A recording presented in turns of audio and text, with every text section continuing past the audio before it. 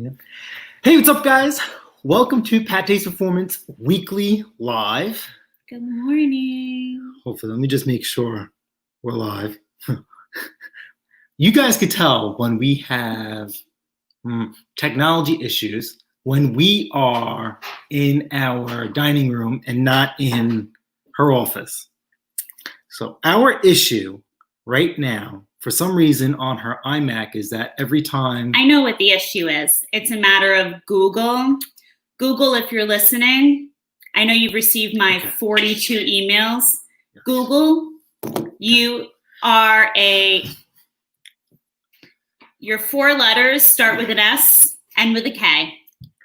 Google is not answering anyone's emails or administrative anything right now because they're in the middle of losing a lot of platforms right now because a lot of districts are moving over to another platform. So they're in the middle of a lot of litigations right now. Yeah, so we open up Google to run StreamYard, and then as soon as we open up Google to even do anything, YouTube, whatever, if for some reason, it shrinks right down and disappears. So now we're on her MacBook, and we are in our... It's a common glitch a lot of people are having. Yeah. It's an easy way out, but you just have to get a hold of them and get someone on the line. It is what it is. I feel like it's been a while. I haven't seen you guys in a week. Oh, but stop technically, it. It's like 2 weeks. You just posted a video. Technically, it's like 2 weeks. Yeah, but that's different. That's different. They just saw you. First of all, first and foremost, I'd like to say good morning at 5:55 a.m. What time our is that? Time? Yeah, but what's his? I don't know UK time though.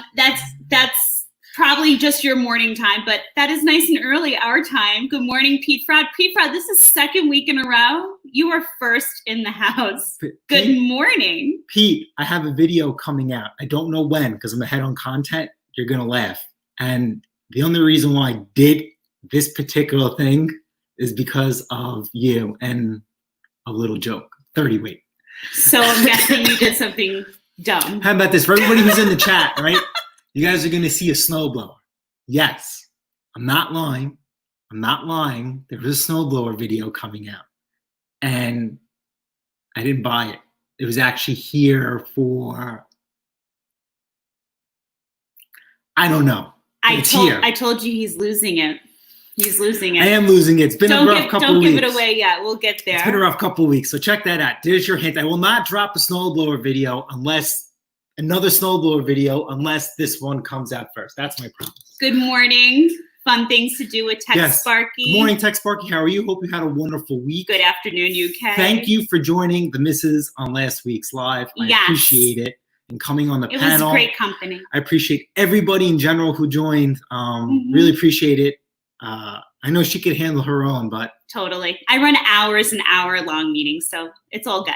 Okay. But it's nice to have company. And Sparky, you're always a good time. You're really just such a good human being. I love it. Craig, this is 2 weeks in a row. Yes. So Craig is up. Monster, what are you drinking in the morning? I don't even think it's morning for him. I think it's late. It's like that. Is this a morning pee-pee break? What is it? But it's always a pleasure to have Craig here. I mean, you guys always know I talk game when I appreciate it. I cannot say enough about Craig. I mean, he's got some interesting projects going on his Instagram. He runs a machine shop. He tinkers with small engines, but if you like shiny metal stuff, I really can't tell you. Just go on Instagram. I think it's Craig Camp 77. You mean it's really hate to use this word. It's straight up metal porn. You like playing with metal? MC Engineering is all of you, and also there's another channel called Bergen's Garage. Check both of them out. Craig, we apologize if you get all sorts of subscribers with that kind of intro now. I don't know who you'll get. Shiny things, metal porn. That could lead you to new subscribers. Good morning, Chris's Small Engines. Mr. Prime for a good time. Chris Small Engines, how are you? Chris, we were just talking about you. Drop in the where are you from? Where are you? Are you from the? You're from the States. I know that much. Where in the States? He probably told us, but we just can't remember everything. Chris, I wish I could remember absolutely everything. Nobody can. Nobody can. But we truly enjoy you and appreciate you. East Coast UK. No, East Coast. Oh, East. Oh, I don't have my glasses. Hold on. This is coming through.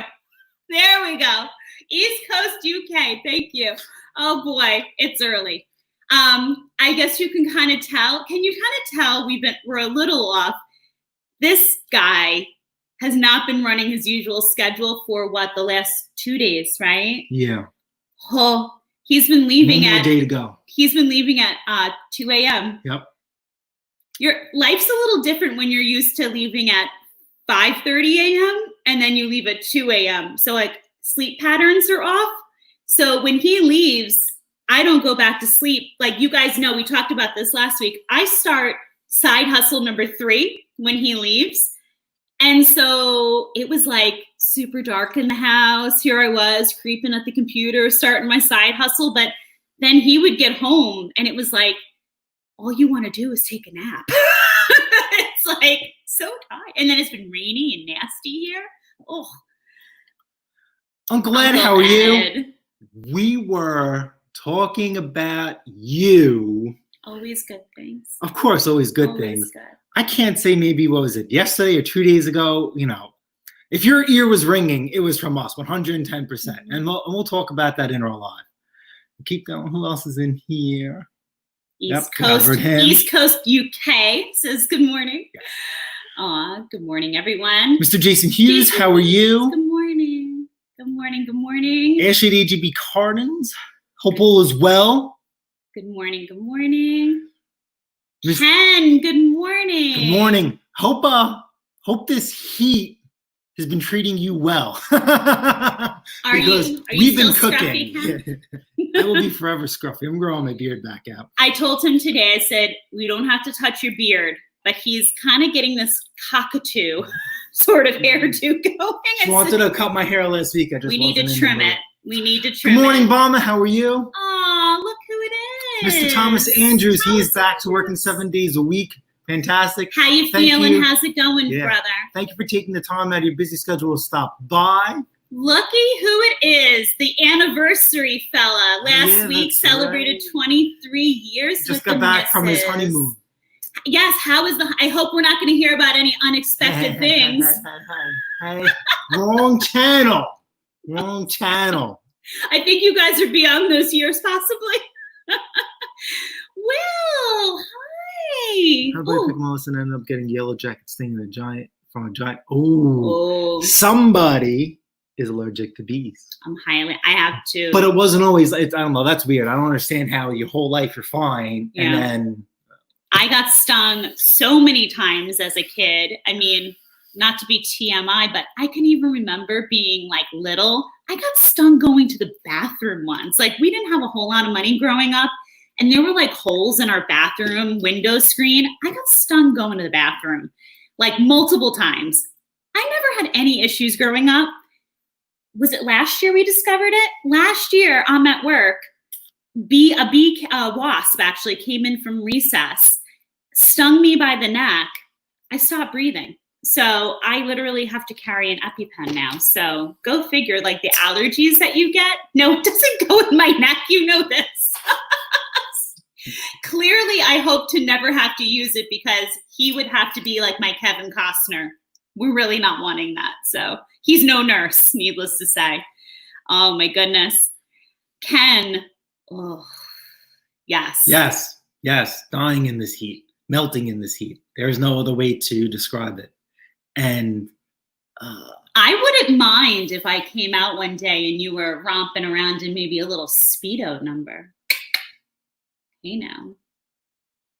No? He doesn't like to play. Yesterday, he went out in an Under Armour turtleneck. Who does that? He does a black Under Armour turtleneck. Why?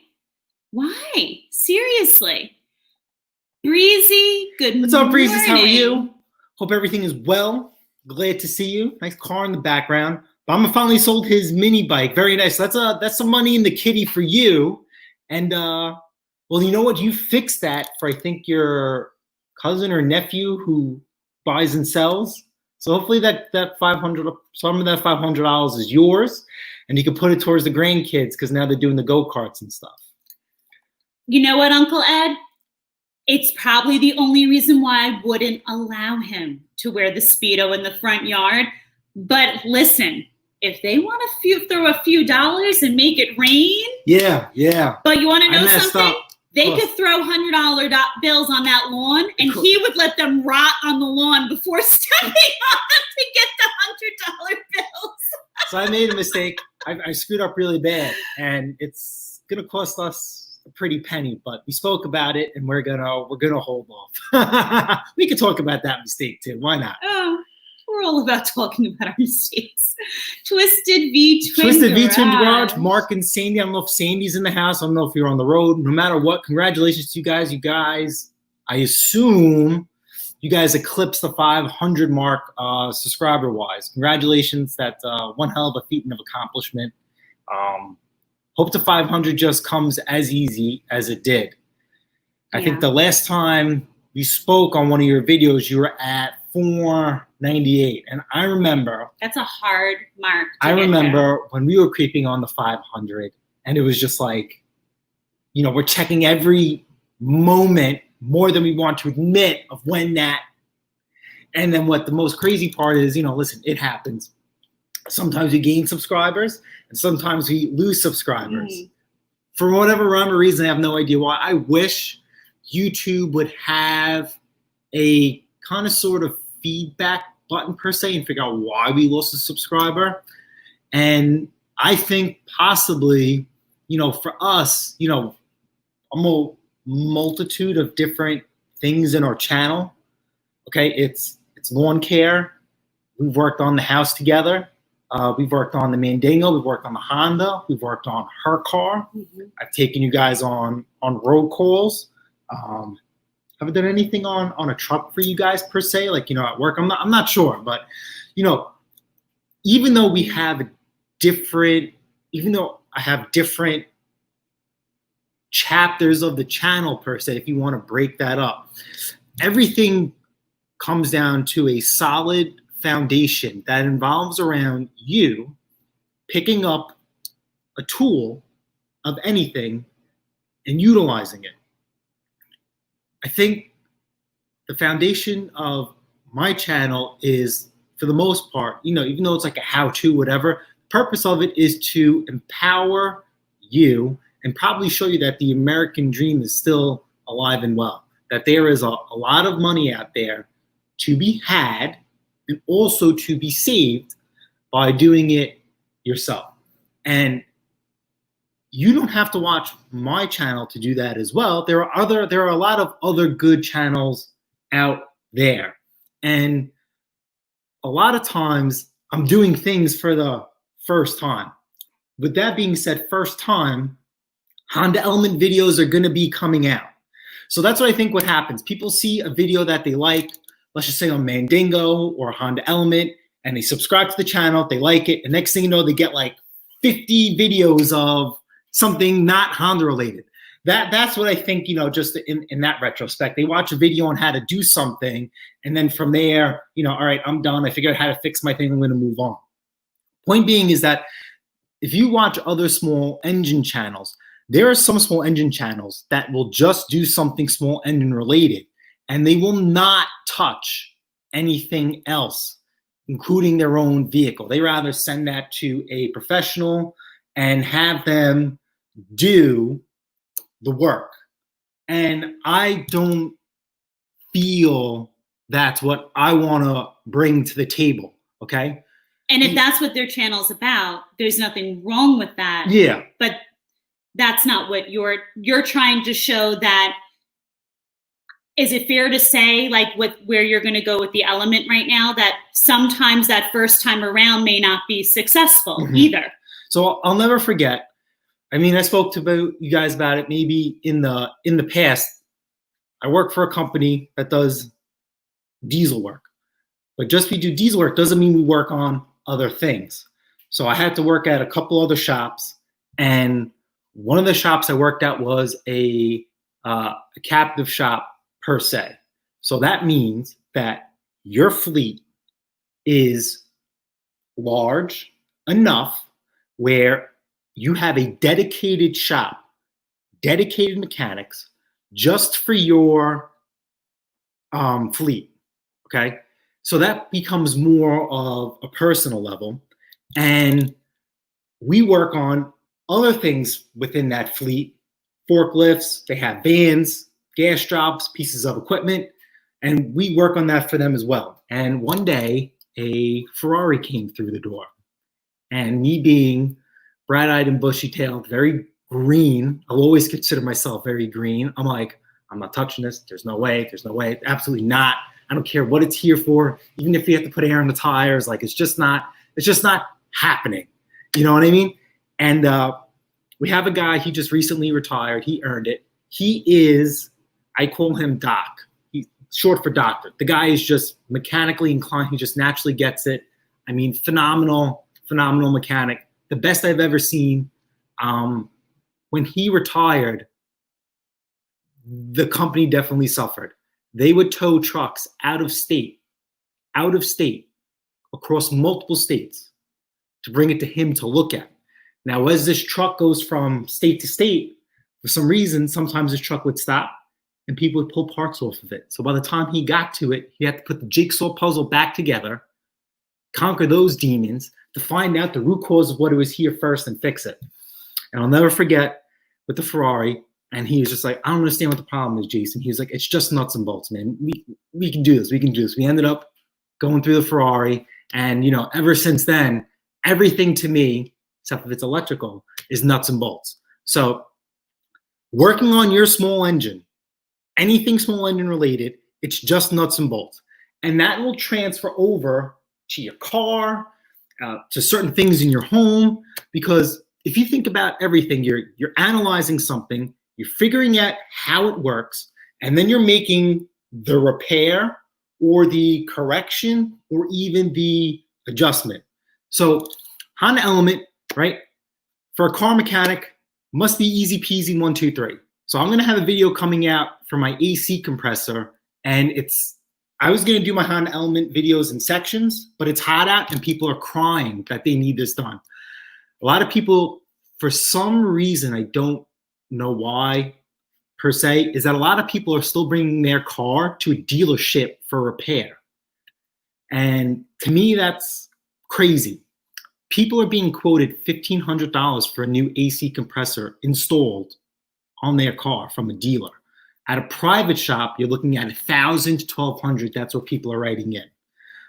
When you do it yourself, the cost is significantly less, and a lot of people are dying in this heat. So that's going to be pushed to the foremost.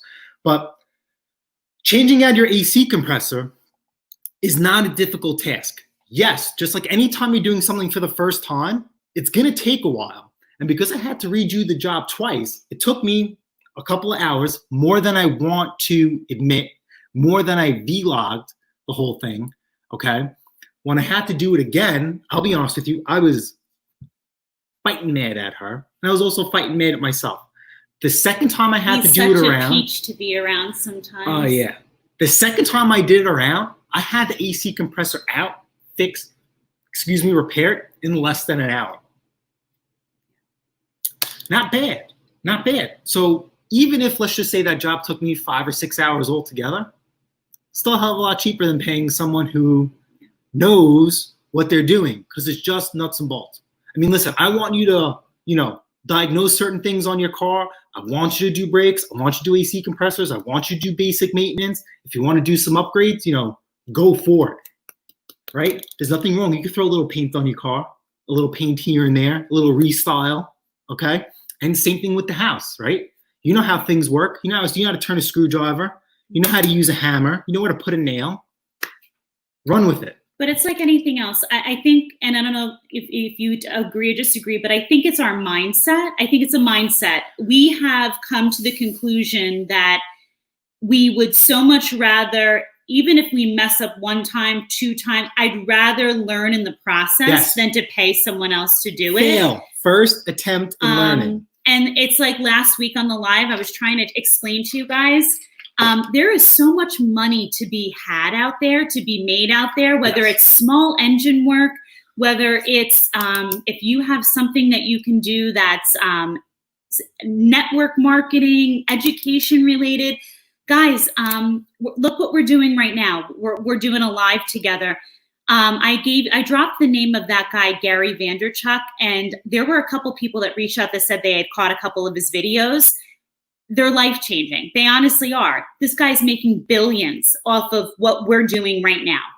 He's a YouTuber, he's an Instagrammer, and this guy has literally started from the ground up, making nothing. And his mindset is, why pay from someone else to do something when we could do it ourselves? We have free advertising. YouTube, it's free. Instagram, it's free. And so what if you mess up on a job once? You learn how to do it, you fix it yourself. This week alone, I think we've mentioned on the channel before my ridiculously overpriced barbecue that he's not happy that I purchased last year. Well, there was something that I wanted from Weber. I finally got a hold of someone in corporate this week about something that I wanted. Long story short, we got talking about his channel. You're going to be seeing some big things coming down the pipeline with a video for Weber with our grill and some products that they're sending to us. Guys, it's as simple as sometimes calling some of these companies, telling them you've got a channel, telling them what you do. They love the fact that the average homeowner is trying to show the other homeowners out there how to use their products. But you know what? It's not going to happen just sitting on your tush, not making a phone call, not making a video, not trying. You really have to push yourself, challenge yourself. There's days he comes home dead tired. He doesn't want to go out and make a video. He doesn't want to sit there and push himself. Let me tell you, the language that came out of his mouth doing that compressor a second time, I heard new words I never thought he could come up with. But at the end of the day, now he knows. Now he could take on, if someone needs that repair done, okay, the shop wants to charge $1,200, he could charge someone $800, now it's something he knows how to do. And it's also why I'm so successful in my second and third side businesses as well for so many years. You really just have to have a mindset about it. And we can't stress it enough. We're not the experts in it, but let's be honest, if we want to call a spade, proof is in the pudding. The money's sitting in our bank account. Yeah. Don't you want it sitting in yours too? Well, everybody can do this. Find your niche. That's all I want. That's all I can sit there and say. We found our niche. Geez, that sounds like what I talked about last week. Were you listening to my live? I was listening to your live, talking. And you went off on tangents, and I don't understand. You have to find your niche. That's what it's about. Find what you're good at. Develop a mindset. But I'm going to tell you, be willing to put in the labor. Be willing to work hard. I hear some people that say, "Oh, I worked hard. I put in my 40 hours this week. I don't want to work on a Saturday. The weather's so nice. I want to sit on my back deck." They want to. They can. That's their choice. Yes, but also no, you're not making money that way. But sometimes it's a sacrifice. It's one or the other. Some people just and let me tell you, I know people in their 50s, 60s, and I got someone who's doing a similar side business to mine. He's 68. He's making cash on the weekends, baby. He's making cash. He's not sitting on his back deck. There's going to come a point in time in our life where we're just going to call it quits. We don't know when, but obviously. Mega, baby. Yes. Mega. I just like saying your name. So Mega Dirty Birdie, he is the reason why the element is, I wasn't going to vlog the element, and we were talking about it in a lot, and he was like, just do it, just do it, just do it. And so he's right. So these Honda Element videos are going to be coming out for you guys. I do have old content that's already loaded, as you guys seen with that Yardman mower. You guys could tell that if it's an old video, straight the hair, the beard, and sound quality. He looked like he was homeless. That's how you guys know between old and new. Yeah. And I don't want to throw those videos out away because that's time right there. And I can't get that time back. Yeah. And listen, our channel has surpassed. When did we get the new camera? Did we get the new camera? How many subs did we get? Anyway, our channel surpassed 1,000 subscribers with. I think we started using it at 1.2, 1,200 subscribers. We started using it. Some of you guys have stuck with me from the good audio, the bad audio, the good videos, the bad videos. Jason shouting in the beginning of his videos. Or just bad sounding, right? So no matter what, right? We always appreciate where we came from and where our roots are from. So we'll just throw a video here and there until those videos have died out. Yeah. But I do promise you guys, I will not post another snowblower video until the one with Pete Froud is posted. You guys have to look out for it. Peter Kane, couldn't agree with you more. You're not going to get anywhere without pushing yourself. And there's going to be days that you don't want to, but you know what? Do you want it bad enough? Do you want the money? We want the money. It's not even like the money sometimes. Like sometimes when you do a machine and when you finish a machine, right? Mama wants money. It's not about the money. It's like what he was talking about, like MC engineering, like self-pride is being a plus, right? So the Honda Element really was more of like a self-pride. I'll tell you what's more of a self-pride, that freaking Toro lawnmower that's still going on right now. I mean, that thing is more labor than what it's really involved. And that's just because of all the welding and everything else, involved in it. But, it is what it is, and it is a learning experience for all. We are a fix and flip style. So as you guys notice, I try not to get hung up on certain things because during the spring sprint, you don't have time to get hung up on projects. It's fast, it's rapid, it's quick. Sometimes it's easy and sometimes it's not. But at a certain point, you have to realize, you know what? This ain't going to happen today, not tomorrow. And you go on to the next one. Because if you don't capture that dollar, somebody else will. And because of what is going on now, there are a lot of sharks out there. So you have to be the bigger one. You have to be the hungry one. You have to do things that set you apart from other people that are there, doing the same thing as you. And that includes pictures, descriptive ad. Don't be afraid to restyle in your store. And I also feel the most important part is service your equipment. There are a lot of people out there not servicing the equipment that they're buying, which they really are. That's essentially a flipper. Buying something, doing absolutely nothing to it, the bare minimum, and trying to turn it for a profit. Those are the guys you want to lean on when you put up your machine for sale, because they're going to want the same price as you. And you're going to lean on their ad and say, you know what? Sorry, I can't accept your offer. Yeah. Machine's fully serviced, ready to mow, blow, go. And that value, that cost incurred, it's none of their business. No one's business that you did the work yourself if you don't want to divulge that. It's no one's business that it cost you $1.77 to change that oil. It's no one's business that it cost you $1 for an air filter. It's no one's business that you didn't change the spark plug or you regapped or you replaced it. It's no one's business. Don't ever tell someone what I spent $5 on one motor to tune it up. Don't tell them that, because then they're going to be like, oh, okay. You want them to call a small engine repair shop and have them say, hey, you know what? It's $125 to get your lawnmower serviced. Yeah. That's what you want them to do. In fact, I will often encourage them. I'm here, honey. Oh, okay. I will often encourage them to call. In fact, this is a great segue into a successful transaction that I had this week, and you'll see it in one of the. Did you post that video? What? I think you did post the video. So we had a package going, a package with a mower. And package deal. Yes. So I said to the mister, I had someone contact me. It was a mower and a Husqvarna blower and weed whacker. And I said, I had someone approach me. Yeah, you made me lawn. I laugh so hard when someone tells me I work my 9 to 5.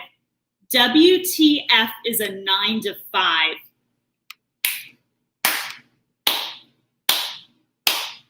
Sit down. That's what I have to say to that. So this person reaches out to me, and of course, when they want to start picking apart a package deal that you have, the famous line, Ricky Bobby wants to know, what's your best price? Don't go there. Okay. What's your best price? You're not getting a best price because the package deal is a deal. So then I said to him, give me your bottom line on the blower and the weed whacker. He gives me his bottom line. And I said, actually, don't even give me your bottom line. What do you want for those two? Now, he thinks I'm like, there's no way that this is going down. He tells me exactly what he wants for the blower and the weed whacker. I tell this guy, this is what I want for it. And I use the line of, serviced, by all means, go call a place. I see the garbage that other people are selling. Knock yourself out. Do one of those. Check out what they have. I have this deal signed, sealed, and delivered. Would it take me not even 2.5 hours? The thing is with people, don't give them time to sleep on the deal. This guy turns around and goes, well, when do you want to do this? And I said, let's do it now. You available? Oh, I live about 45 minutes away. I said, okay, so let's go ahead. Let's go ahead. Let's do this in an hour. Can you be here in an hour? He goes, oh, I got to rush. And we lock down the deal. Ricky Bobby comes to the scene, right? I'm masked up, gloved up, whole 9 yards. I think he thought I was coming, and I'll tell you why he thought I was coming home with the equipment. I get to the scene. You know the deal. I'm 20 feet away from Ricky Bobby. He takes out the equipment. Complete opposite from me. Long story short, Ricky Bobby goes to me. At the end of the day, Ricky Bobby goes, I'll give you, and offers me $50 less. I said, put it in the trunk. No deal. He goes, but we're here. I'm looking at him like, Ricky Bobby. I show him the phone from a distance. I said, we agreed. This is the price.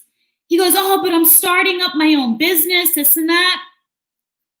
Let me whip out my world's smallest violin and play you 4 seasons. I don't care. So I said to him, oh, I understand. You're starting out a new business. No problem. Go on Craigslist, let go.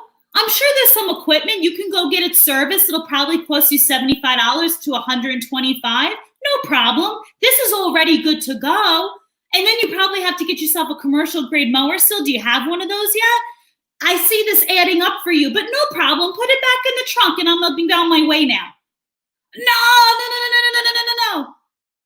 I'll take it. Ricky Bobby goes, where's the nearest Bank of America? I said, you've got 10 minutes. Go. Ricky Bobby hopped so fast in his car with his little mask on and his little muscle t-shirt that said he was born in the 90s. Oh, sweetheart ran so fast. He even messaged me. I'm running 2 minutes behind. I said, you've got just 5. I don't want to see you get in an accident now. He got there, loaded his things up. What did I tell you? Don't quaver, seal the deal, and know the value of your equipment. What did I stand on? I stood on the fact that he wanted serviced equipment. He knew. He didn't even have to call. He knew what serviced equipment goes for. And what else did I stand on? That the Joe Schmoes, remember we talked about them last week? I love me some Joe Schmoes. Joe Schmoes had some equipment available. I knew it online. They looked like a tractor trailer ran him over. He could have had that if he wanted to. So at the end of the day, know what you got, guys. And Ricky Bobby will buy it all day long, but sound confident about it. Don't take even $1 less. And that's what, like when we were talking about the Echo Blow from last week, right? The guy that went to me see it the first time, I was asking $265. He offered $200, and we just had a lot of money into that machine, more than I wanted to, just because of the carburetor. The carburetor for that machine was very expensive. Usually you can get aftermarket carburetors to work. The problem is there's an aftermarket carburetor in there in the first place, and he didn't swap over a few key components. So that was lost in the wind. Carburetors for that backpack blower, I think around like $80, $90 on top of the cost of the machine, which was $50. So, I can't tell you guys what your bare minimum of profit is. Ours varies depending on the situation, right? Because for us, it's very different. We don't have what some of you guys have, landfill or whatever. We have to actually go out and get our equipment. So there's a cost of acquisition. That's time, wear and tear on the vehicle, and to get it. So if there is a lawnmower right around the block from me, if I can make a certain amount of money within that, that's going to be a little bit different comparing if I have to travel further away.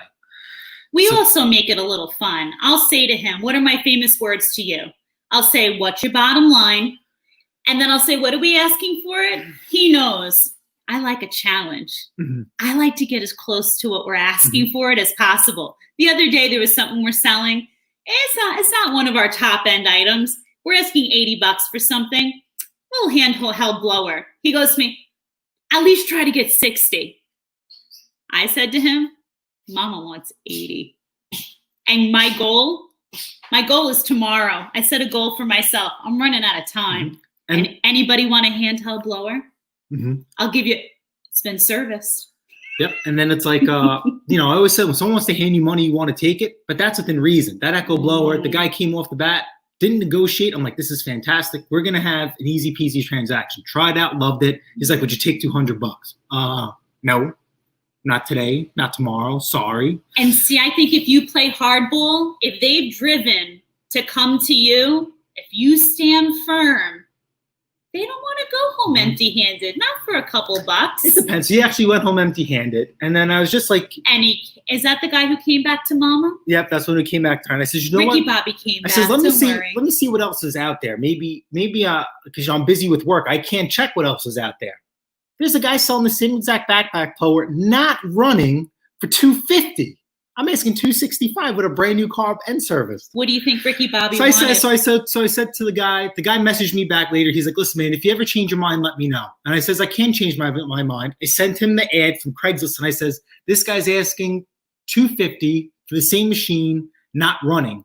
Maybe he could accept your offer and you can get it fixed and repaired well within your budget and less of the cost of mine.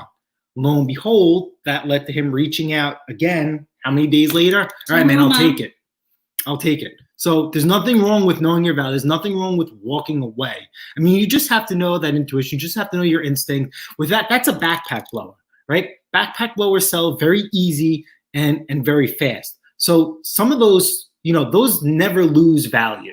So those you kind of have to be stand your ground-ish per se, compared to some other equipment that's well-known, popular, dime a dozen, like lawnmowers. You want to hunker down on lawnmowers. That's when you get it looking right, running right, and serviced right.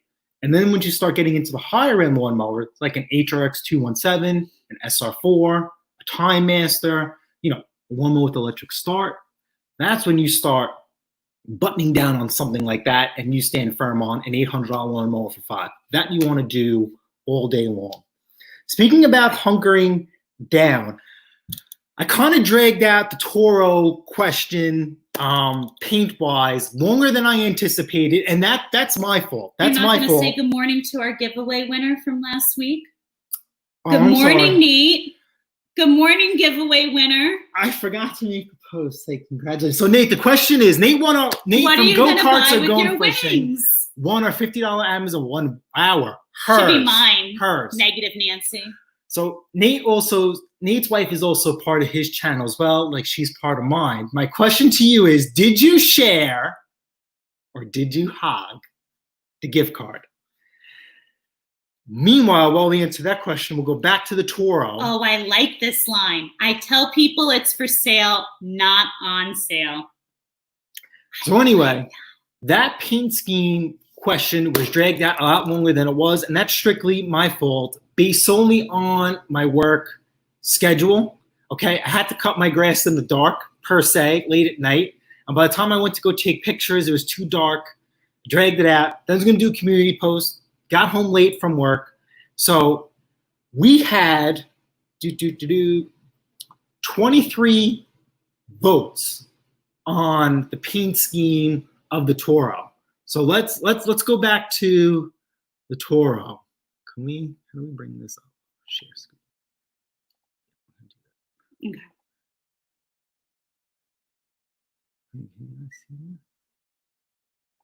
Can you guys see our screen? Hold on.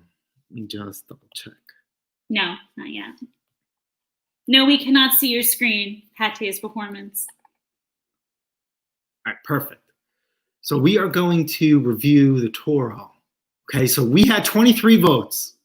So let's recap what we have here. This is Toro's original, factory, namesake color. White on white, we do absolutely nothing to it. We leave it like this. Okay, then the next choice was we black out the wheels and keep the bag white, and the black wheels will go forth with the black lettering. Then the last option was black bag, black wheels. No, wait a minute. Whoops. This thing's completely murdered out per se. Black wheels, black bag. So I will tell you my vote and my reason why, and then she could cast hers. We actually never talked about our paint scheme. The struggle or the issue is with this Toro lawnmower is that the tires are bald. I thought I had extra tires and I do not. Therefore, replacement wheels for this thing are around $80, and that is not happening. That is a poor return on investment, even though the lawnmower was free. We have to look at the grand scheme of things of the labor we also put into this. Black paint, in my opinion, serves two purposes, or it could be any paint per se, per reason. Okay, one, it could be visually enhancing. Okay, you're enhancing the scheme of the lawnmower. We've covered this in my channel. There have been a couple lawnmowers where there was nothing wrong with them. A little bit of paint goes a long way, and boom, accelerated the selling process, put my lawnmower ahead of many others just like it. Then black paint also is a double-edged sword in the sense that it also can be a defect in a lawnmower, because we all know if you own a black vehicle, black paint show every little imperfection here and there. So when you do black paint within reason, you got to make sure you have a good palette to start with in the first place. Number three, you guys said it, black paint can also be used to conceal things, okay? So for the most part, when I apply black paint to something, or I restyle something in general, it's to visually enhance. In this case, black paint for me would be a visual enhancement, and I would take the gamble that I would hopefully take away the fact that the wheels are bald. Because we were talking about how black paint will show every little bit of imperfection. If we paint the wheels black, whatever little bit of tread is left, hopefully the black paint will kind of show that and bring that to light. Now the negative could be, the person could be like, oh wow, look at these wheels, and they focus in on the wheels and they notice that they are worn, okay? So Mrs. Pate's performance, what was your vote? Wait till you come back to us. Well, okay. So I know that, are we back to the... I'll add my, yep. Hold on, you're at the wrong screen. Okay. So I definitely understand all the viewpoints of all the gentlemen and ladies that voted. Mm-hmm. There's a lot of, I understand where everybody is coming from with keeping it original with the white wheels and the bag, etc.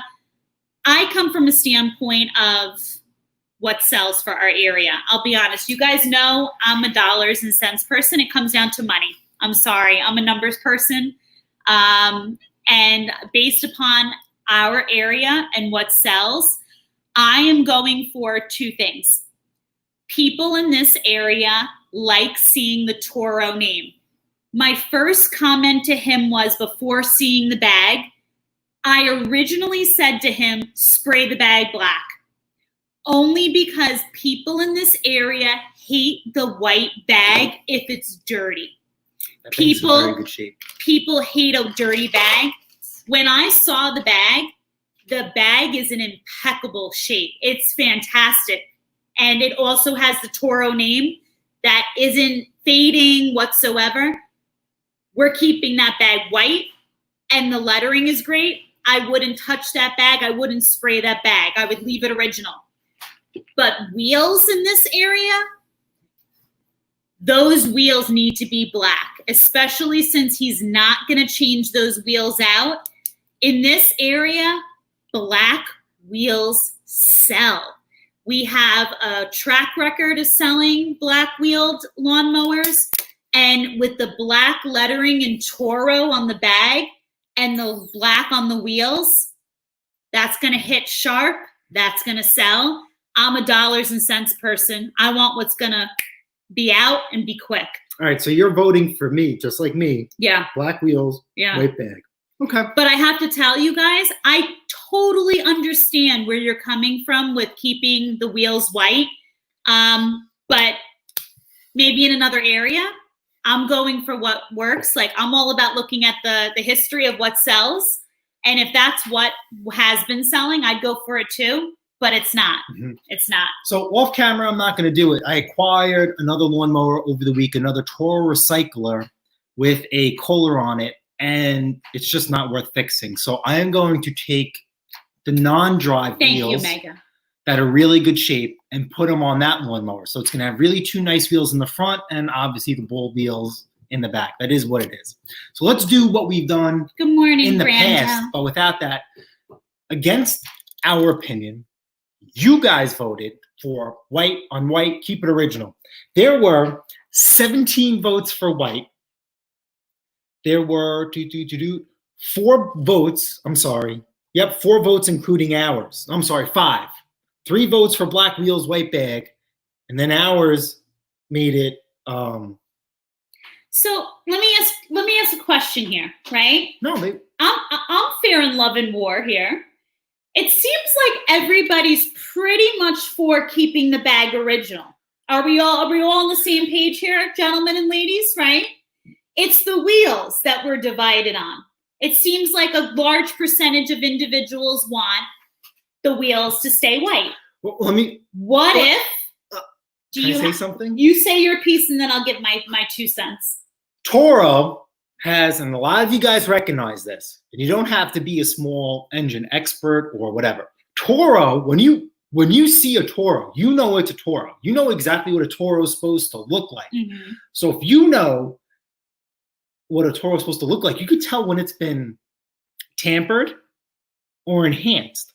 So if we paint the wheels black on a Toro, you really can't on that super recycler. If you paint the wheels black on that, you paint the bag black on it, someone who's looking for a Toro and not trying to pay full retail, they could obviously know that something's been going on with this lawnmower.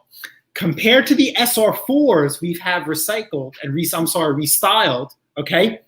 The newer SR4s, they transitioned to black wheels. Then this year they rolled out an all black model. I'm still waiting for Craftsman, Toro, and Honda to send me a royalty check because I've been doing that well before they have. I'm telling you, we need to be faster with these. I thought it was hysterical patents. as soon as Toro released their all black model and when Honda went to a darker gray and black wheels. I got a lot of tags in that. Yeah. Goes to show you. I don't think the discussion is the bag. I think everyone is on board with that's a really good looking bag. No, I think what people, it's the wheels. The problem is, like I said, that lawnmower is an icon. I mean, with Craftsman, you can go, either way, but you go to Toro, it's always white bag, white wheels. That's there. That's like buying a lawn boy that's supposed to be green, a completely different color. That's just not going to work. That's it. Go get a second one so we can compare the two. I have an idea, guys. No. He's not giving me a chance to give my idea, but go for it, baby. Go for it. What are you thinking? Okay, so you guys remember in the middle of the spring sprint, I bought a lawnmower from another flipper who had trouble selling it. I had to do nothing to it. All I did was power wash it, and I serviced it. He didn't service it. He just wanted to push it out the door. 2 different wheels. Remember, he had the wheel covers on, so it was gray front wheels and the oversized black wheels in the back. So I says, you know what? I'm just going to service it. I'll put it up for sale for the same price he had it up for $150, and we'll see what happens. That lawnmower sat for, was it a week, 2 weeks? Nothing, not even a bite. I says, you know what? Going to pull the wheel covers off. And I made sure that, and I had to paint the wheels black. I had to paint the wheels black. But anyway, I matched the wheels, black on black. In 24 hours, that lawnmower was sold. So let's do that. Let's put this Toro up for sale. Group vote, all white, all original. 2 weeks. If that doesn't work, we will slowly go down the list. Okay? If it doesn't sell in 2 weeks, we're going to paint the wheels black. Oh, so you're doing my idea. Okay. That was my idea too. Okay. Aww. 2 weeks. 2 weeks. And then So if we that are on the doesn't same work, page. then we're just going to go all black. And we have no choice because once you go black, you can't go back. You can't. There's no way we could reverse that unless we go with new bag and new wheels. So let's do that. Let's talk about price point. This is my problem. Obviously, we put a lot of work into it. It is what it is. That lawnmower, as is, without blade clutch, without any extras, is $250 all day long. Zero negotiations, all year round, 24/7, $250. Once you get into electric start, once you get into a blade clutch, you're adding value. So it kills me not to sell that lawnmower for at least $300. But I think to be fair, we will put it up for $250. And that is, I think, because we have to do the right thing because those tires need some loving. And that'll give the new owner, however long those tires last them, some room to get their own. I'm going to put out for the record, since we're doing it this way, which is exactly what I was just going to suggest. Well, wait a minute. Since I got the front wheels from the new lawnmower, instead of spending $80 on all new wheels, maybe we could spend $40 on the rears and then ask for 3. So you're really spending $40 to make 10? What do you think? Just do it the way it is. We'll see. Bottom line is, I hold no allegiance. I hope the freaking white tires sell because I like to make money. So I don't care if they're white or they're black. I hope the white ones sell. My vote's white now. So any hoodle. Anyway. Oh, look who just did you just take your little nightie off and hang it up for the evening? Look who's here. What's up, Nick? How are you? Good morning, sweetheart. Get that beauty rest. Good morning. Speaking of beauty, he just did a beautiful rototiller. Another person. A little bit of paint goes a long way.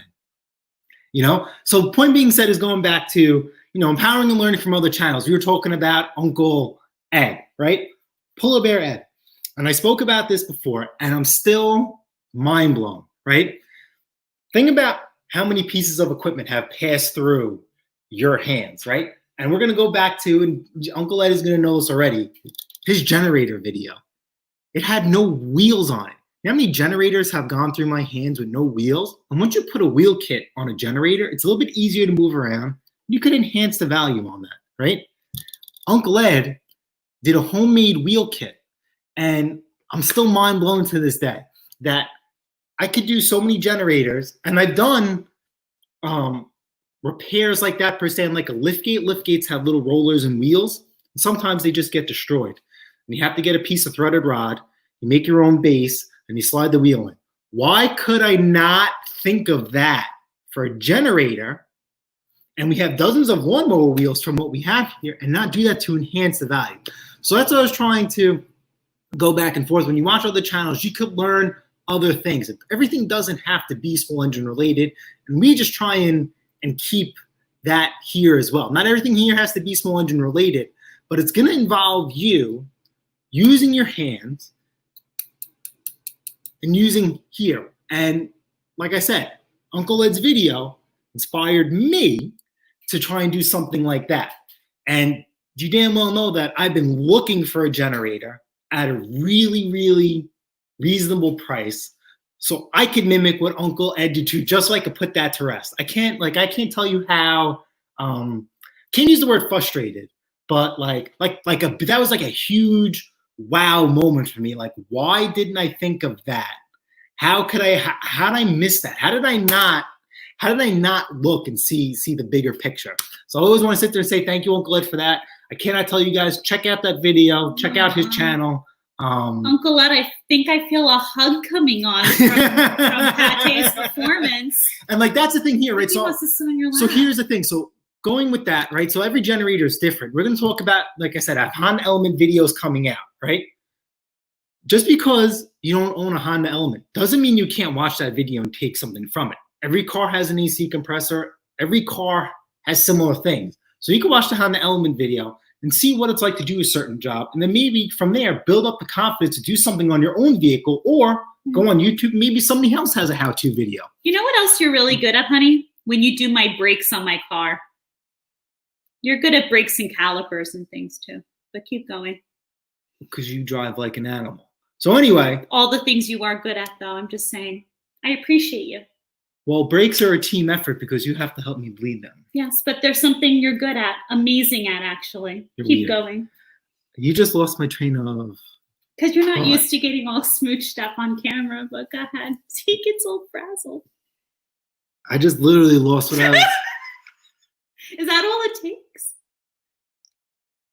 You were talking about compressors, video. All it takes is giving him a kiss. He gets all worked up. Oh.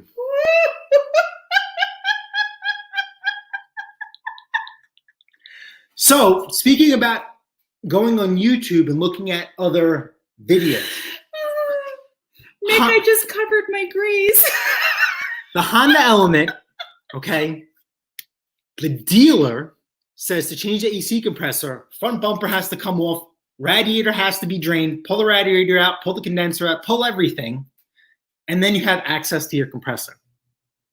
Other people and other YouTubers say you could drop the subframe because a Honda's modular, and you lower the subframe. Subframe's held on by 2 bolts. You gotta be careful because that holds everything. You drop that subframe wrong, and you're a crushed cookie. So what you do is you take the 2 front bolts out completely. Excuse me. Take out the front motor mount, and then the 2 back bolts for the subframe you take out halfway. Not all the way out. You don't want to kill yourself. Halfway. And then that subframe is like a mouth, and it opens up, and you have access to your AC compressor. That is where all the videos end on a Honda Element AC compressor. They don't tell you anything else besides, all right, there's your AC compressor, take it out. Like, that doesn't fly with me at all. And that's what kind of sometimes had me start my own YouTube channel, is that when you watch other people and they show you how to do things, I feel they leave certain aspects out.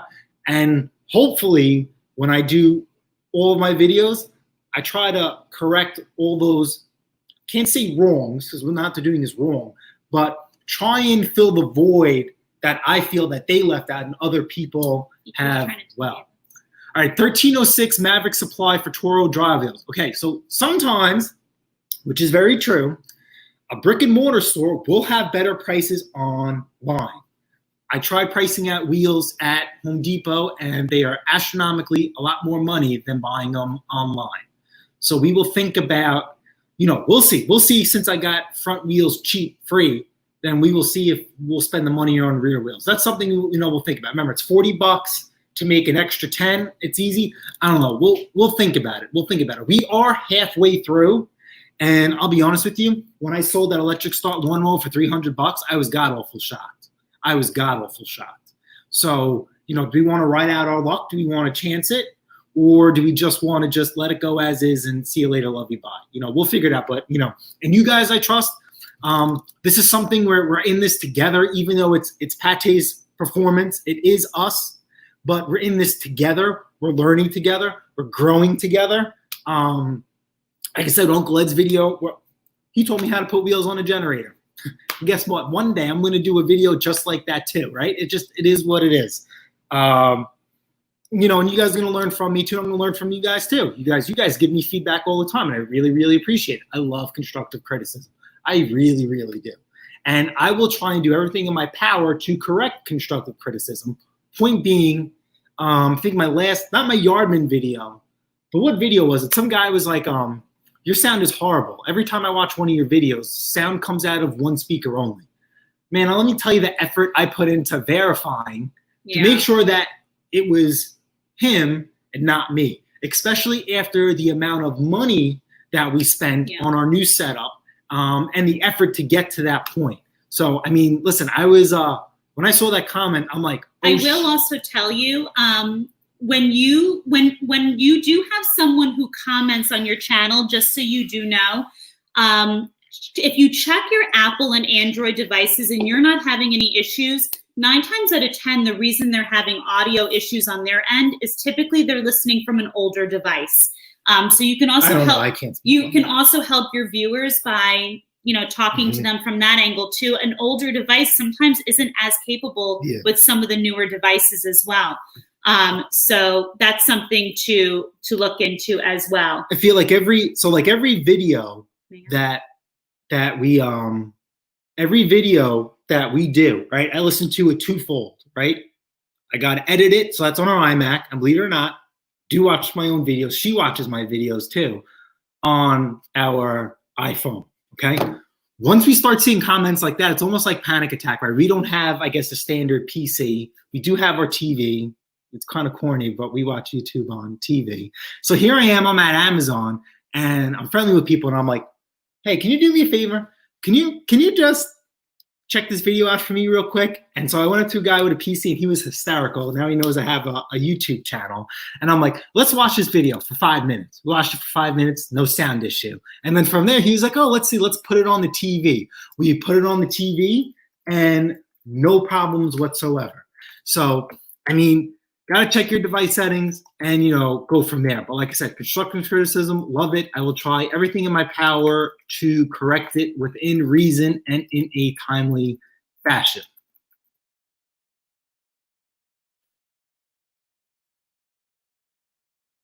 Are you done? Are you staring into my eyes?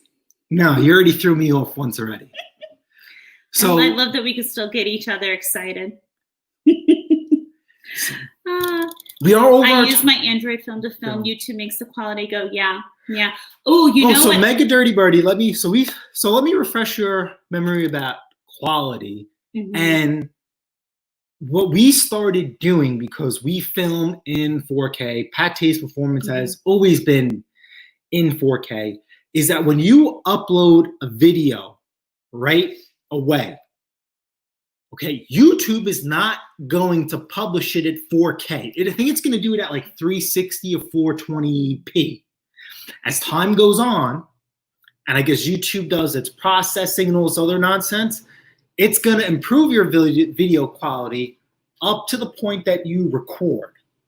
So what we do now is that I will upload a video, and then I'll put it in the oven on YouTube, and YouTube will cook it.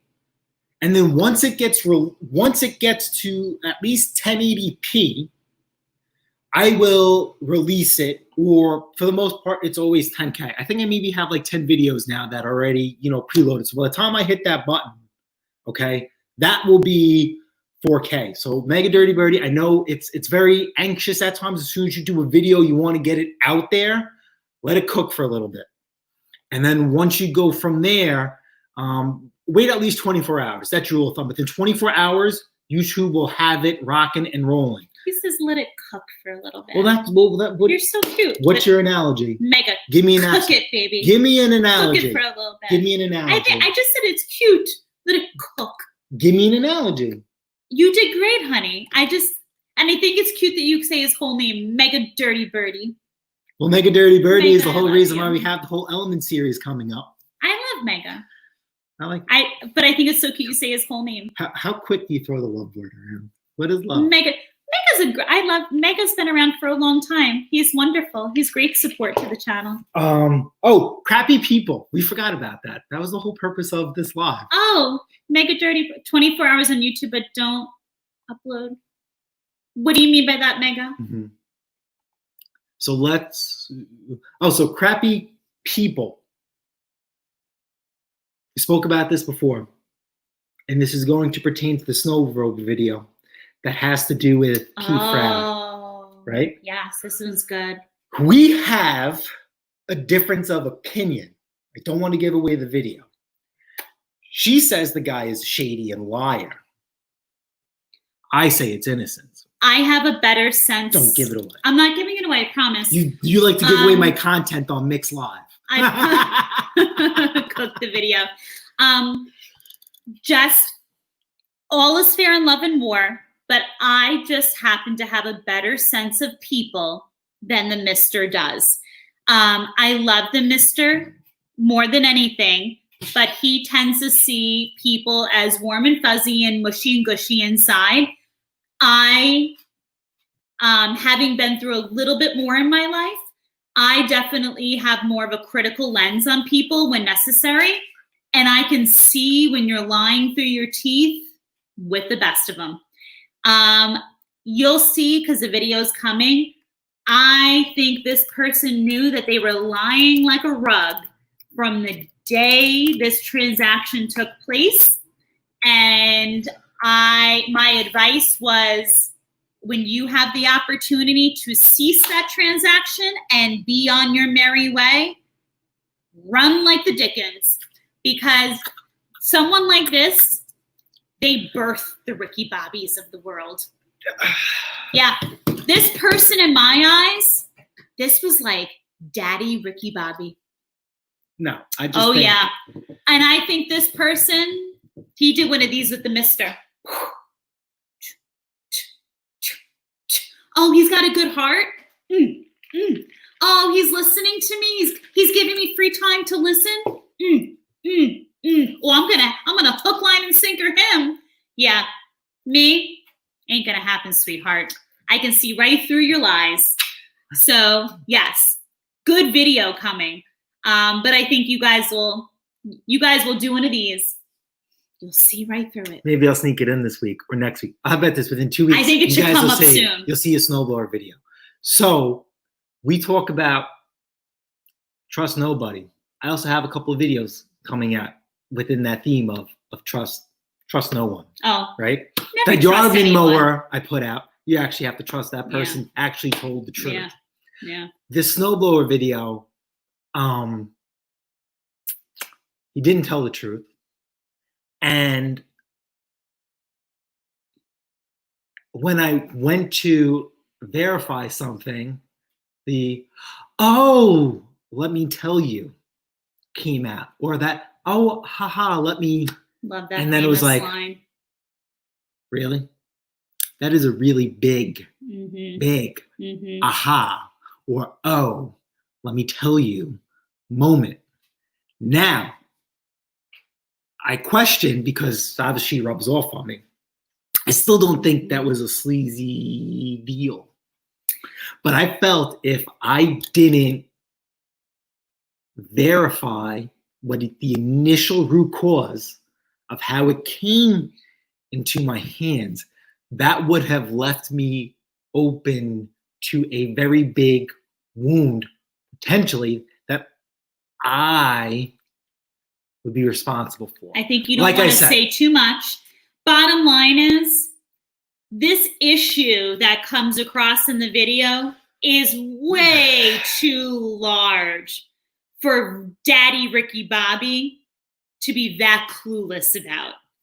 Daddy Ricky Bobby was hoping that sweet baby boy would just so innocently fix his problem at a nice, cheap rate, and then he'd be on his Ricky Bobby way. No. We're not that stupid, Ricky Bobby. So wait till you see the video coming. When people tell you, I forgot to mention, or let me tell you, or it's just like when people, it's like friendships. When people say, we're New Yorkers, we're brothers, we're like family. Or people say we're neighbors. I'm like, I've never seen you before. Give me a break. You don't help me. Give me a break.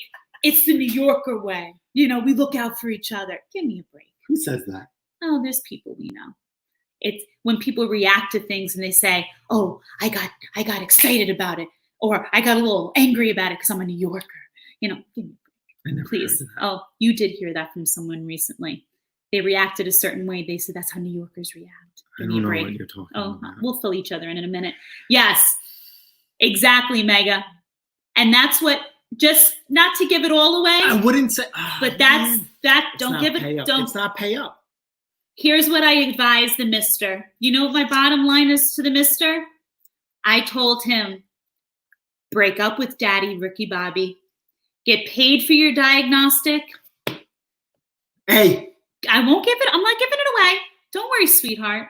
You just gave it away. But I said, say bye-bye Say bye-bye. You don't want a long-term relationship with Daddy Ricky Bobbies of the world. Yeah, you don't want to be married. There's people you don't want to be married to. You don't want to be married to a Ricky Bobby. Ricky Bobby's the kind of guy that, when things get thick one day, they're going to be calling you. No. See, but then you need to have broad shoulders like Mick. Mick Mowers, I feel, because, I am pint size. Well, Mick is a very tall glass of water. I might not be a tall glass of water. And push him. Well, I might be a tall glass of water, but you've seen me in action. Mick, I might be the female version of you here in the United States. He's seen me in action. There's no pushing me around. I'll tell you that right now. So that was a sucky moment. Okay, then another sucky moment at work. We'll end it off on that. Believe half of what you see, none of what you hear. Yes. And someone says, okay, because I don't. It's on the pen. So we'll speak of another thing about how people suck, and we'll take it outside of small engines, right? So we have. Yes. Believe half of what you see and none of it. You say this all the time, and it doesn't even have to apply to small engines. Oh my God. Craig. God damn it. Craig, we're going to say this again. Craig, I feel if it were Sunday, we'd be in church right now. I say this line to the mister on a daily. All the time.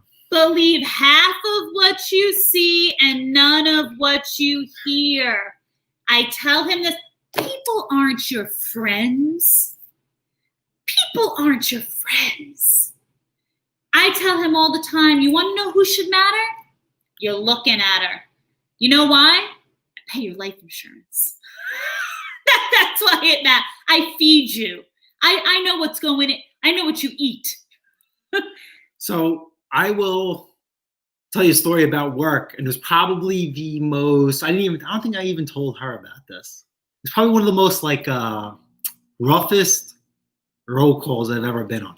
I have a very set of broad shoulders, if you guys haven't realized that by now. And we spoke about this in the past, how she gets upset. Good heart, broad shoulders. She gets upset. So I had to go on a roll call for a company for a truck that wouldn't start, and it was like emergency 911.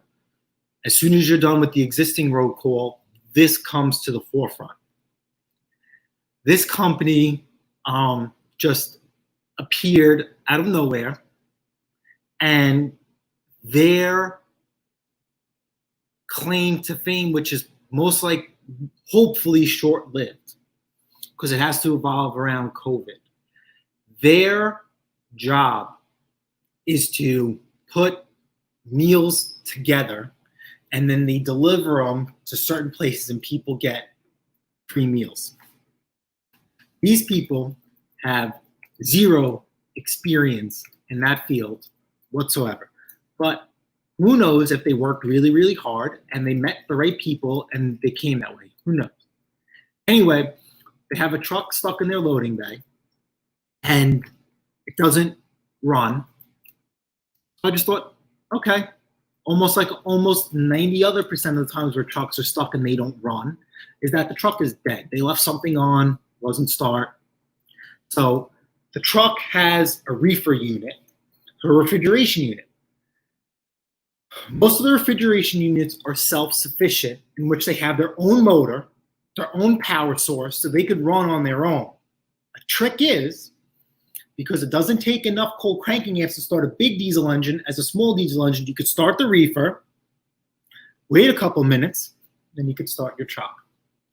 So I advised the person who took the phone call to say, listen, call them back and see if they could start the reefer and then start the truck.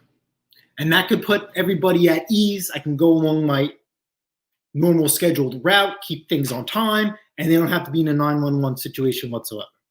And surprise, surprise, there was a break in communication, and that never happened. So I run out to them. They gave the wrong address. It was 200 numbers off. So the address, I'll give you an example, should have been 600 Pate's Performance. Their address that they gave was 400 pâtés performance. So it's an industrial area. So you know that when you're in an industrial area, not everything is in front. They're on the side, they're in the back. So I had to go up and down this industrial area till I found them. Now, because they are just literally a startup temporary company, there is no official signage, there's no nothing. So I eventually found them, and I pull up, I get out of the service truck, and I pop open the hood. That's always the first thing I do.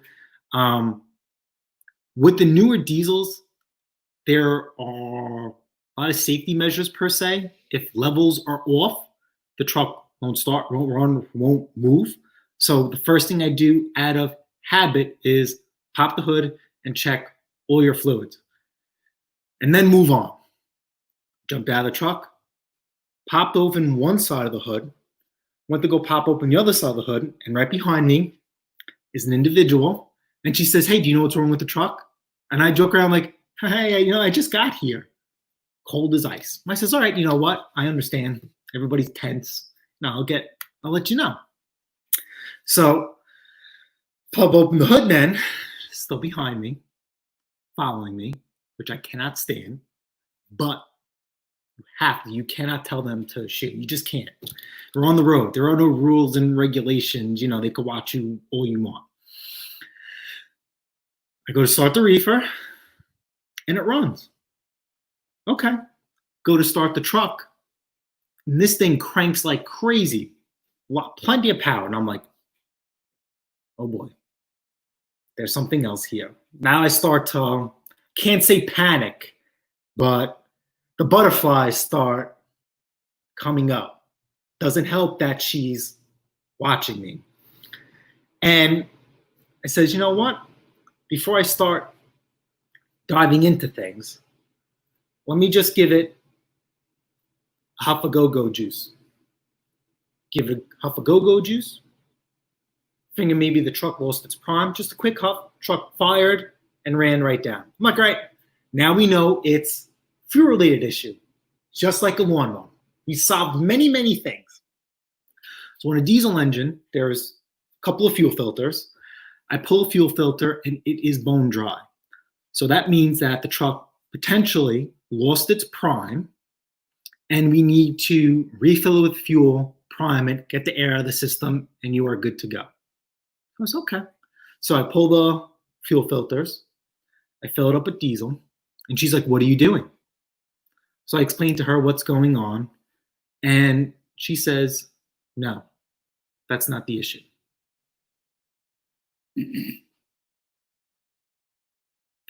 Why would you call me? Why would you ask me if you already know? But this is just, and I just says, okay, I says, you know what? I says, I don't know if this is the issue, but I'm just going through the motions, right? You start at the top of the diagnostic tree and you work your way down. So I put fuel in it, top off the filters. This thing runs, great. Then it runs, stops running. So it's running out of fuel. In the lawnmower world, is the carburetor, or is there no fuel in the truck? So I didn't rule out no fuel yet, because the reefer is still running. The reefer dies. The reefer doesn't want to run no more. So then I says, okay, open up the tank. Tanks look bone dry.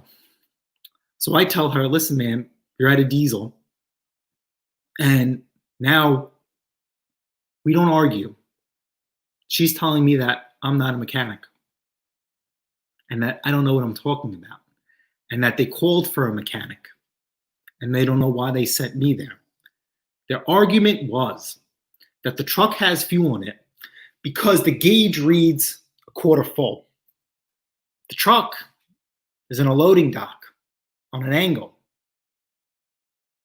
So the fuel is in the back of the tank where the sending unit is, and the suction to pull the fuel from diesel is here. I tried explaining that to her. Didn't like it. Tells another person. Another person comes out, and we go through the same process.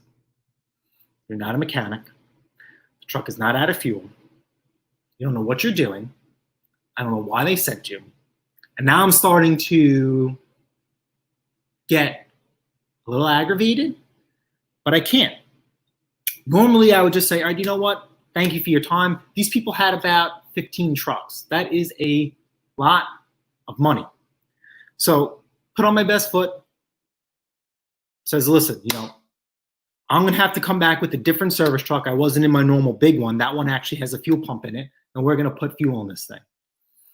So I have to return back, grab the other service truck, and now they call my shop telling them that I have no idea what I'm talking about. They said they want a mechanic. They says that we called for a mechanic. We want another mechanic. We do not want him here. Okay? So then basically the person took the phone call and says, listen, we're short-staffed. He runs the road. So, we're going to trust what he says and does. And if it doesn't, we'll go from there. Now my people who are in charge call me and they tell me what's going on. And they said, are you sure that this thing ran out of fuel? This is the first time I've ever had a truck run out of fuel. My 7 years being there, we just found that out. I've been with my company for 7 years. So I'm a little nervous in general. And I get back, and now there's, from those 2 people, now they hatched people, now there's 4. I have 4 people telling me that I am not a mechanic. And they are flat out, I really can't say they were flat out, they were just degrading me the whole time. They could not believe that this truck ran out of fuel. So there's another gentleman that I deal with the company every Sunday, because I do work Sundays. He gets what's going on just in general. So I asked for him. I says, you know what, there's another guy I deal with on Sunday, right? And their reaction was, oh, what, you think we're too stupid to talk to us? You don't think what you're saying we don't understand? And I says, I'm trying to explain to you guys what's going on about the truck being on, and you guys just don't get it. So maybe he could explain to you guys in, a different way. So the whole time, as I'm putting fuel in this truck, I didn't realize they were videotaping me. And I think they were videotaping me because they didn't want to pay their bill. Their concern was, in the midst of this conversation, because they said, I'm not a mechanic, the truck didn't run out of fuel. They said that they don't want to pay a $500 bill for diesel. And I said, I don't handle billing. I said, against your better expectations, I'm a mechanic. I don't do billing. So I'm in charge of fixing it. I'm not in charge of who pays the bills or who does what. So I put tanks. I put diesel. It's 2 tanks. You got to pull up both tanks. I put diesel in 1 tank. And they says, how much diesel are you putting in there? And I says, I'm only putting in 15 gallons. And I says, but this has 2 tanks. I got to put 15 gallons in the other one. And I just happened to just glance on my back, and they have their camera right up to the pump, because the pump will give you a readout like your car. So what the? They fact checking me? They think I'm going to lie and give them a different bill? That's okay, whatever. Go back to the passenger driver's side tank, fill that up with 15 gallons. But then I got nervous because when I put 15 gallons in that tank, fuel came all the way to the top. And I said, holy, and they seen that too. They jump on my back. And I'm says, oh my God, I better be right. I better be right. Pull the fuel filters, prime the fuel filters, start the truck up. I got to go. I tried being nice to them. I says, listen, this thing's been here for a while. Do you want me to leave the truck here, or are you guys going to take it right away to get fuel? They says, no, we're done with this truck. Get it out. I just proved you guys wrong. So as soon as I pack up and leave my road call, I get a phone call from a very important person asking me what happened, what's going on. And is the truck running? So I had to explain to this person over and over again in a professional manner about what's happening. And I says, listen, I said, they were recording me. I said, so if they're going to try and put that recording as a way to get out of their bill, I was like, they're absolutely wrong. I said, they were very degrading. They were demeaning. I says, there's no way they could edit that out. I says, they were probably talking to me like I was literally, I really don't like the curse on my channel, literally like I was a complete piece of shit. And I says, they were probably trying to get a reaction out of me, but they didn't. I killed them with kindness. I got their truck running and call it a day. So that's where I say people suck. When you call somebody to do any type of service, of course, especially something like that, no one's really ever happy to see you for the most part. So you know what? I'm sorry, my union hat just went on. It's a good thing you didn't tell me about the day. So you know what? It's funny now that you're mentioning this. So I agree with you. It's pretty awful when people who do services like you get treated that way. But you know what's even funnier? When people who actually get treated that way go and treat other people who do services and make bad comments about them, about the services they do. If you're someone who does services like he does and then you badmouth people like him, shame on you, because you probably get treated the same way in your line of work. Think on that one. You know who I'm referring to. So what's going to be the bottom line? Wonder if they're going to pay that bill. So I wiped my hands clean of that situation, and I basically told them that after this situation that I am not going to be servicing that location Good for you. anymore. And I really don't Good for you. have any ground to stand on, I'll be honest with you, to do that. But, I just let it be known. I'm a very positive person, as you guys can tell on my channel. And the same thing at my shop, too. Good. I'm a very positive person at the shop. She's a frequent flyer before COVID hit. I mean, I treat the guys like family there. Yes, they are family. Like we have Uncle Ed, Uncle Pete, Uncle Rob. I take good care of all of them. A couple other guys here. I have a dad at work. I have Uncle Johnny. I have Uncle Ray. Everybody has a nickname. If I like you, you have a nickname. A lot of them were at our wedding, and I was only there for a very short amount of time. So we can all get, along. And my job knows it takes a lot, because I've been in a lot of situations where I don't buckle, I don't react, and I move on. This one, for some reason, just really, really, really irked me. I mean, it was just nonstop. I was probably there for about half hour, 45 minutes, and it just felt like an eternity. You have the sun beating on you, you have the pressure, and then you have them beating on you. I mean, you want to talk about, an intense situation. I mean, I don't know. I feel like you get comfortable doing things in your own environment. I was completely out of, my environment, and them breathing down on me, saying certain things, just like it didn't really help. Then I started second questioning myself, and I'm like, I don't like that. It just.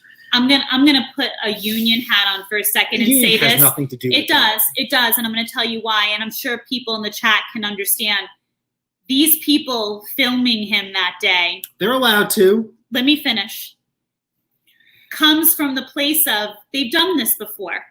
This is how they've gotten out of paying their bills before, I'm sure. So people don't learn how to do these things on the spot.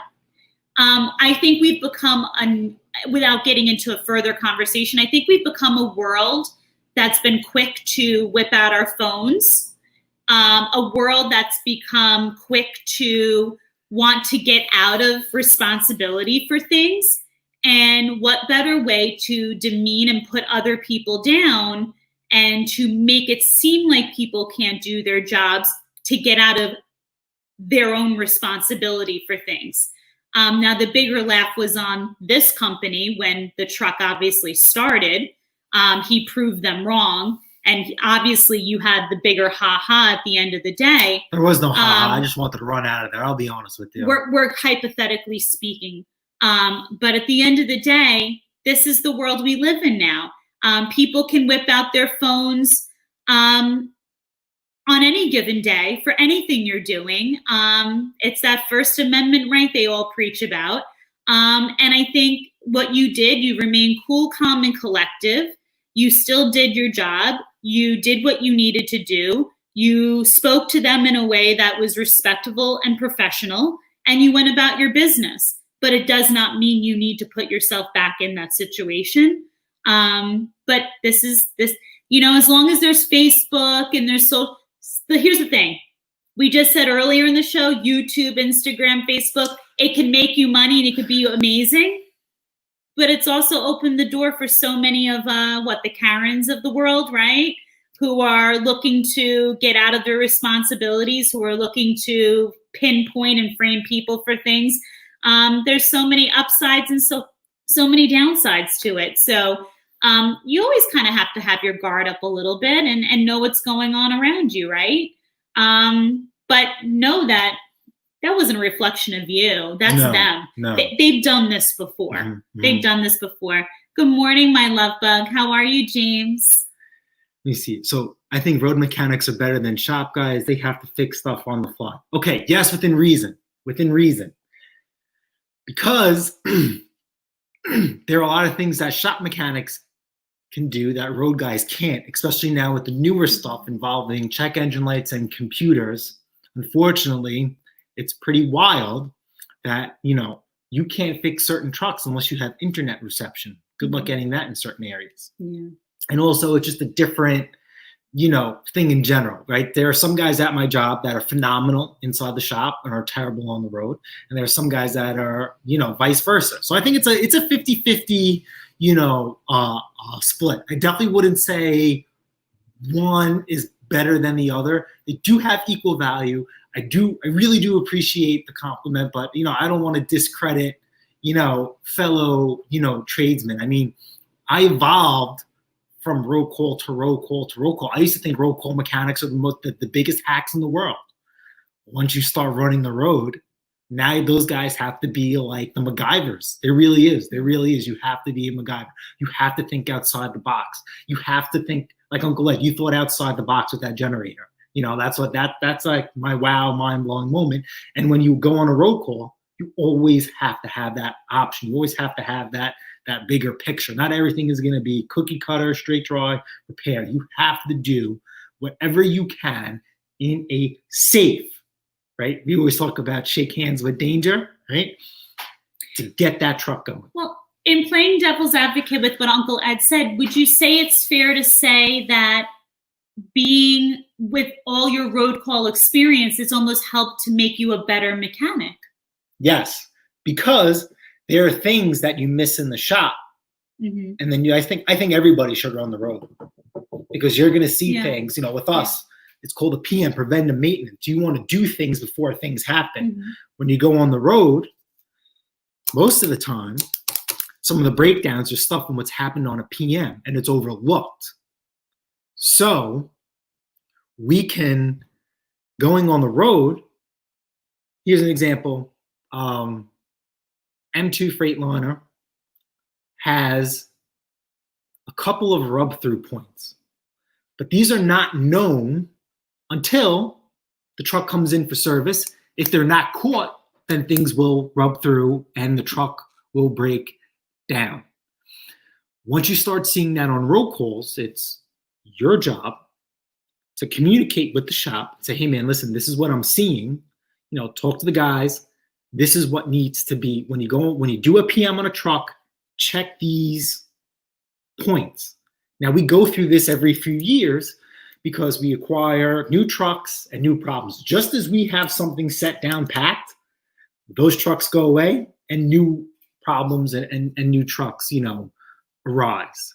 So, I just think it's a team effort. And, there's sometimes I'm calling guys at the shop, hey man, listen, this is what's going on. What do I do? And then there's sometimes, it's seldomly, the other way around. They're calling me, what do I do? But I think for the most part, I believe, I say this over and over again, in my company, every mechanic should run the road for a certain amount of time. And every mechanic should work at our engine rebuild center. Now, obviously, we do more than engine rebuilds there. There's rear end, transmission. It's a lot of more of the heavier work. Everybody should work there too. You're going to pick up a lot of things. You're going to learn a lot of things. It's going to force you to think outside the box, and go from there. I don't think you should be confined to a bay your whole career. You will be a better overall mechanic, not for yourself, but for other people in the shop too, because just like people like, I consider Uncle Ed, a legend per se, a guy who's going to know everything. Okay, when he leaves, he's going to pass the torch on to somebody. Who's that torch going to be? To somebody like me. And I'm going to do it vice versa. But you want to get those younger guys in, or those guys who just don't have that experience to be pushed forward.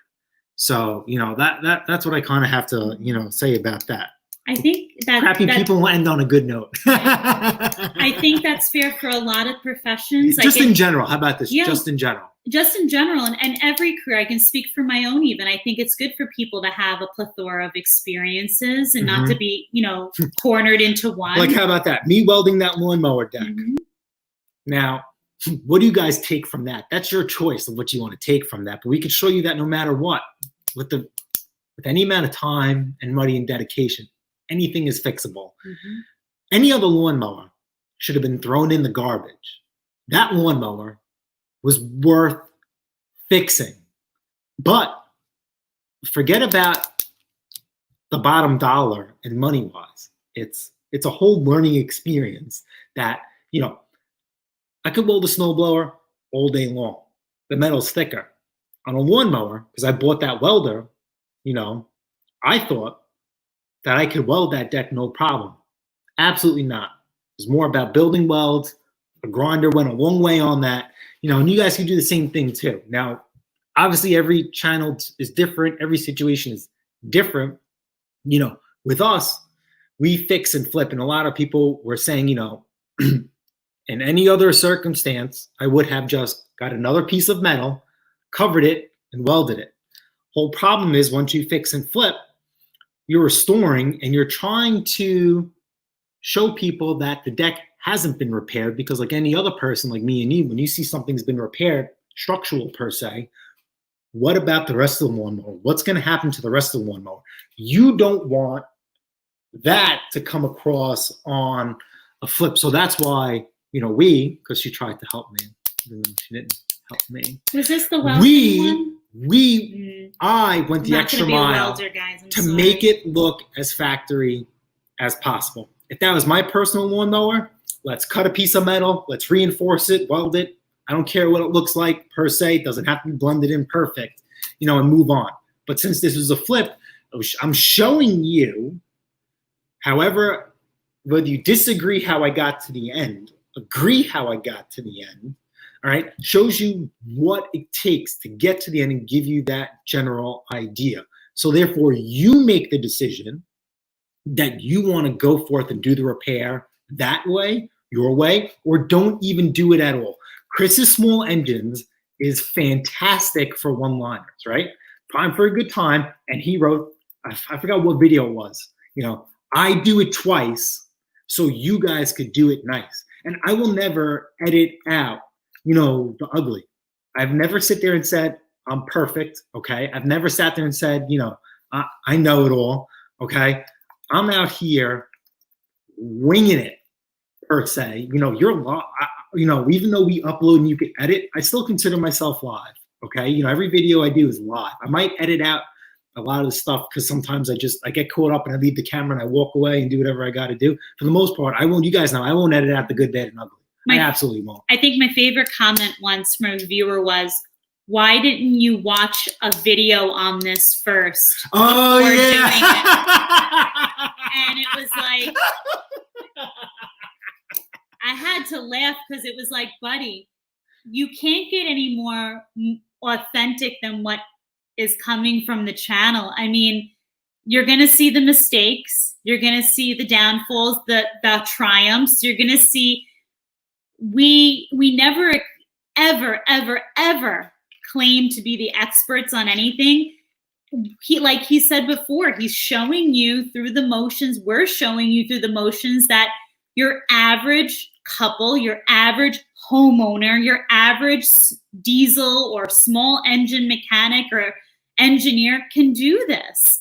And the comment of, why didn't you watch a video first before making then this? What's the whole purpose? That takes the fun. So, what's the purpose? So that brings you back to, like we were talking about, if you work on small engines, right? If you work on this, you get comfortable. What's wrong with working on this? You move up to the next thing, right? It's just nuts and bolts. It's just plastic. Good morning, So Jenny. that's the whole thing, right? So we talk about mechanical instinct on my channel, right?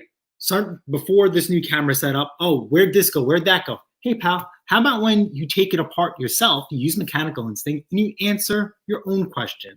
So maybe that's sometimes where I feel I fail, maybe as a YouTuber or an instructor, whatever you want to call this, that I fail to show you that component, that I failed that, that my video didn't give you enough confidence. Let me tackle this repair. And when I get to that point, I could see myself what needs to be done or what wasn't shown, on the video. So yeah, empower. Start small, learn big. There's nothing wrong with dreaming big, because we could sit here and talk all we want.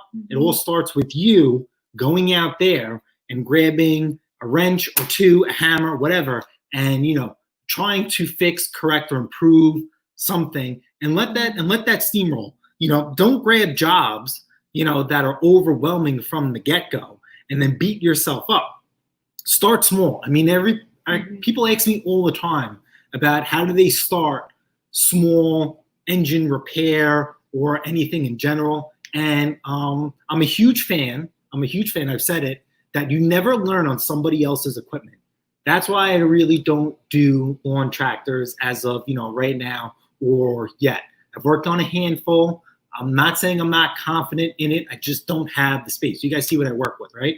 But point being is that you don't take on repairs. I want to start working on small engines, all right? I want to repair your lawnmower. Don't do that. Get free lawnmowers, spend a little money, get lawnmowers that need work, or buy lawnmowers that run it. Once you figure out how something works, then you can start repairing lawnmowers that don't work. And we could talk about this video with the guy being shady. I use my experience to avoid a horrible, horrible situation. And I explained to him what was going on, and he still said no and go forward with it, right? So let's say example, non-running equipment, right? You don't need a compression tester to tell when a lawnmower has compression. When you start doing enough machines, mechanical instinct, you're going to pull that recoil and you're going to tell if this machine has compression or not. Okay, so that's going to save you from buying completely crap or junk or know when to move on. Right? That's what we're talking about. Mechanical instinct and building yourself the confidence, and then you start transitioning from there. Now, just because you haven't done a repair in the first place in a certain aspect, it doesn't mean you shouldn't take on lawnmowers anyway. Once you understand how a lawnmower works and how things in general, then you could start taking on repairs outside of what you come across in your personal aspect.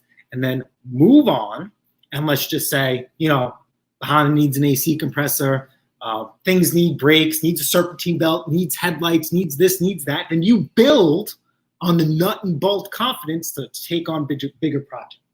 Speaking of things that you need, does my baby need breakfast? No, but I need to get the aerator ready. So this live has been our longest live, all right? I figure, you know what? I missed you guys last week. Okay, I appreciate you guys who came on, supported her, kept company with her. I know it's not easy going live, and I know she did a very good job. I appreciate each and every one of you taking the time to be with her. I know sometimes it's easier. You're such a love. I just want to smooch you. Okay. Oh. So, anyway, with that being said, have a wonderful week. Thank you for being with us. And we will talk about... You make me want to do another giveaway. I'm feeling so emotional. No, goodbye. No. Okay. So we are going to talk about 2 weeks. 2 weeks. I don't know how I'm gonna challenge this to you guys. I'm gonna actually go out today at some point. The vote was 2 weeks, Troy-Bilt lawnmower as is. White on white, keep it stock. After that, we're going to transition to black wheels, which is what I want and what she wants. I'm going to wait 2 weeks for that. Which we're not going to get there because Mama's going to sell it. Okay. And if that doesn't work, black wheels, black bag. And I'm going to make the executive decision is that we are going to put the lawnmower at $250 instead of $300. Yeah. So that should help the selling process no matter what route we go. I mean, thank you everyone for that, participated, the 20 some odd people that came out and took the time to vote multiple times because I kept saying I was going to post something. Check out the community page post today. Bruce Pender asked me a very good question. I love questions. I love very good questions. Check it out. Just because he asked me a question doesn't mean you guys can't answer it too. When he asked Pat Taste Performance, guess what? He's asking all of you guys. So check out the community post. Drop your answer down. Even if you don't do what we do, if you have a story that's in line with that, or if you're one of those people, tell me what's the piece of equipment, what you end up doing, talk about it. Now, the funny part is what I don't like about the community post is that picture. That lawnmower came through my passing, and I told the guy, like, no, not worth it. Don't. You have to check out this. I've never seen anything like this before. Okay? He decided to put that lawnmower up for sale for $100, and he actually just reduced it to $50. This is what we were talking about, per se. Don't forget, check out that community post. Keep that in mind that lawnmower is for sale. Really should. Like I said, read the question that Bruce Pender asked me. Read my response. Throw in your response. Even if you're answering his question or you just want to put your 2 cents in. Bruce Pender's on there, man. That's a big deal. He is really cute, though. All right, guys. Thank you so much. It's our longest live ever. We try not to make a hobby out of it. But it's been that long. It's our longest live, and you haven't even, put on women's makeup or clothing this time. Yeah. This is and I haven't even given anything away. Yes. Absolutely. I'm bitching too. So let's talk about lives that are coming up. Mick Mower is doing his live as usual. Yes, today. Whatever his time is. Okay, big live today. I'm not sure if we're going to be able to make Mick, it. type in your East Coast time because we're always so off with that. Okay. And is Twisted V going Twisted live? V Twin Garage is doing. They just achieved 500 subs. He which said is monumental. 548. He wrote it in the chat. Oh, okay. Yeah, so wow. Cool. Yeah. Blowing up. Okay. They are doing a giveaway for $100. Now, you shouldn't be there for the $100. You should be there for them and go through their videos and check out what's going on. But that'll be a good live for you guys. Hopefully the $100 will get you over there and see what Mark and Sandy are all about. I'm not sure if the missus and I will be there, but what I can tell you for sure, the missus and I will definitely be there for Uncle Ed's live on Sunday. We missed it last Sunday, just the way with work and everything is going on. Last week was rough. Yes. Last week was rough. So check out Twisted V Twin Garage. There's 7 p.m. Or are they 5? Is it 5 or 7? They go 7 tonight. Uncle Ed goes 7 tomorrow. Yep. And Ken goes 9 o'clock tomorrow morning. Dusty goes live tomorrow. Yep. Mick goes live today. We always try and pop in a mix at some point. We would definitely, but definitely, check out Mark and Sandy. I know right now for the most, I don't think we're gonna make it, but we love you guys. We hope it all goes well, and whoever wins that money puts it towards a good use, and they really use it. Congratulations once again to Nate. Yes. Did Nate answer the question? Did he split it with the missus, or did he keep the money? He didn't, but the missus had to help him figure out how you get it off your email. Oh. So thank you, missus. Fantastic. We appreciate you guys. This has been almost 2 hours. 2 hours of us. 2 hours of you guys. I appreciate your help with the voting. And have a wonderful week. Continue to take care of each other. Continue to push yourselves and push others. Okay? This is a positive channel. You could open up a lot of things. There's negative. Pate's performance will Open not. up the It'll be minds. negative on me. I'm okay. Open up It the would just minds happen. of the Ricky Bobbies of the world. Yes. Open up lives. Don't forget, check out Uncle Ed's video on that generator repair. Even if you've watched it, I've watched that video like 5 times over. That's how mind blown I was. Just thinking outside the box. And that's what YouTube, is all about. Taking what you know and potentially thinking outside the box and learning from others and applying it towards your own. Henry Moreski, never seen you before. Appreciate you stopping by. There's a couple of guys that came in. Micro Farmer, J&J Mud Mowers. I really appreciate you guys stopping by. Usually have people Thomas on the working panel. on it. Yep. What is no. We're done. We're done. I gotta go. We love you guys. Until the next time. Later. Later.